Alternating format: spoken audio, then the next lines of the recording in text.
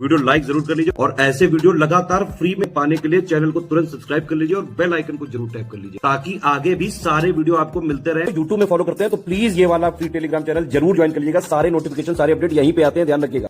नमस्कार दोस्तों, स्वागत है आप सभी का ऑनलाइन एग्जाम प्रिपरेशन पर, which is a part of study for civil services.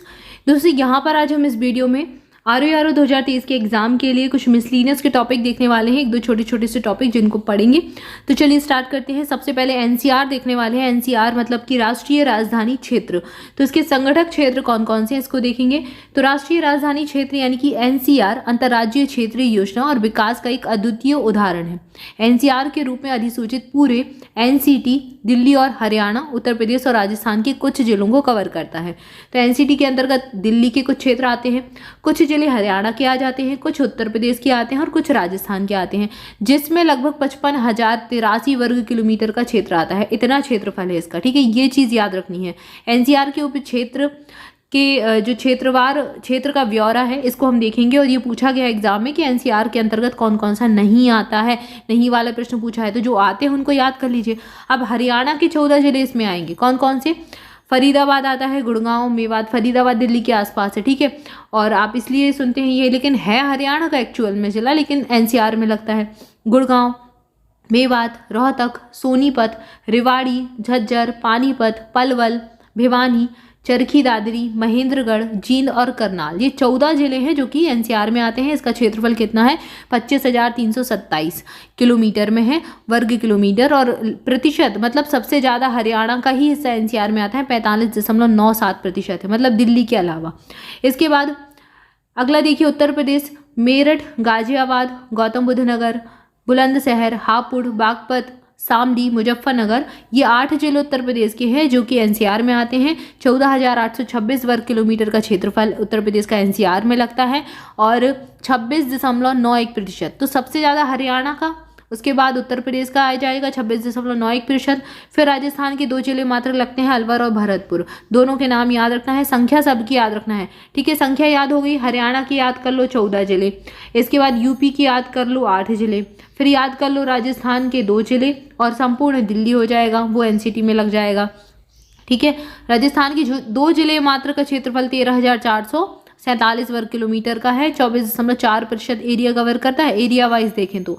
इसके बाद दिल्ली का, संपूर्ण दिल्ली का एनसीटी क्षेत्र आ जाएगा 1,483, मतलब दिल्ली एनसीआर में दिल्ली का तो छोटा ही सा क्षेत्र, जरा सा है दिल्ली, ठीक है। 1,483, 2.69% क्षेत्रफल इसका आएगा।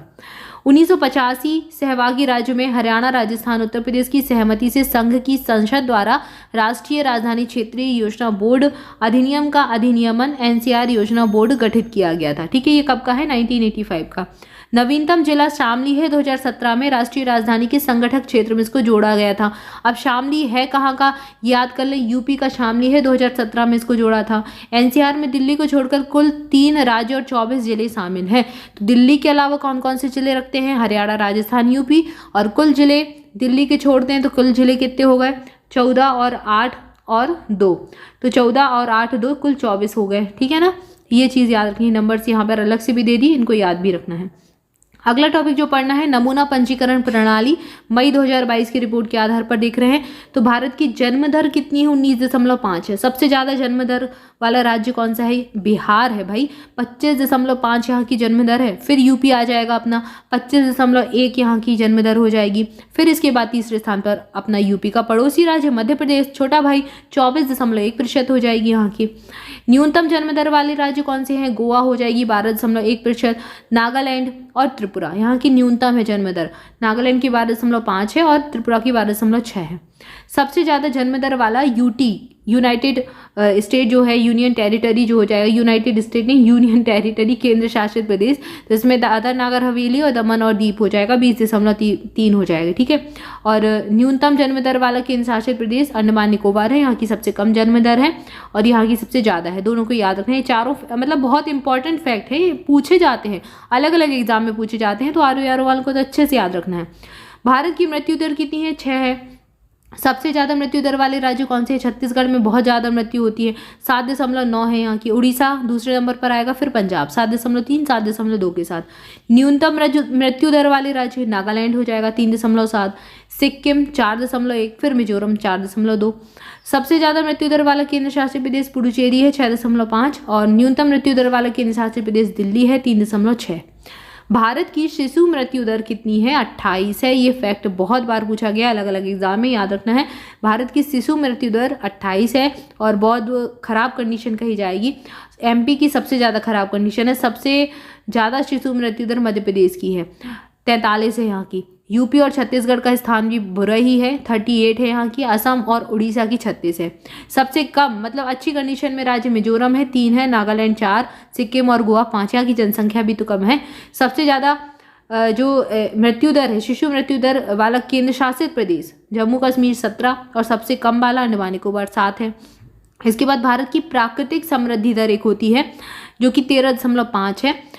इसमें शीर्ष राज्य पर बिहार है 20.2, उत्तर प्रदेश दूसरे स्थान पर 18.7, राजस्थान चौथे स्थान, तीसरे स्थान पर है राजस्थान 17.9% के साथ। इसके बाद न्यूनतम कहाँ पर है? गोवा और केरल में 6.2, फिर त्रिपुरा का स्थान आएगा, फिर पंजाब का। शीर्ष केंद्र शासित प्रदेश जहाँ की प्राकृतिक समृद्धि दर ज़्यादा है, दादरा नगर हवेली और दमनदीप 16.5, और न्यूनतम केंद्र शासित प्रदेश जहाँ की प्राकृतिक समृद्धि दर सबसे कम है, अंडमान निकोबार हो जाएगा 5%।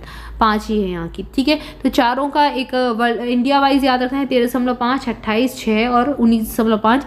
सबसे ज़्यादा और न्यूनतम का कम से कम 1 और 2 तो याद रख रहे हैं, और यूपी जहाँ पर है उसको याद रखें, यूपी कौन से स्थान पर है। तो ये 2 छोटे छोटे हमने टॉपिक कंप्लीट कर लिए। इसके आगे और भी कुछ टॉपिक बाकी हैं आपकी मिसलिनियस के, जिनको अगले वीडियो में कवर करेंगे। तब तक के लिए आपसे भी चैनल के साथ जुड़े रहें, लगातार पढ़ते रहें, प्रैक्टिस क्विज जरूर लगा लें। और लास्ट मिनट में अगर आप टेस्ट सीरीज ज्वाइन करना चाहते हैं तो study for civil services application पर ROARO की टेस्ट सीरीज मिल जाएगी। उसमें जाकर एप्लीकेशन पर जाकर आप टेस्ट सीरीज के लिए रजिस्ट्रेशन कर सकते हैं, तो टेस्ट सीरीज से आप प्रैक्टिस कर सकते हैं।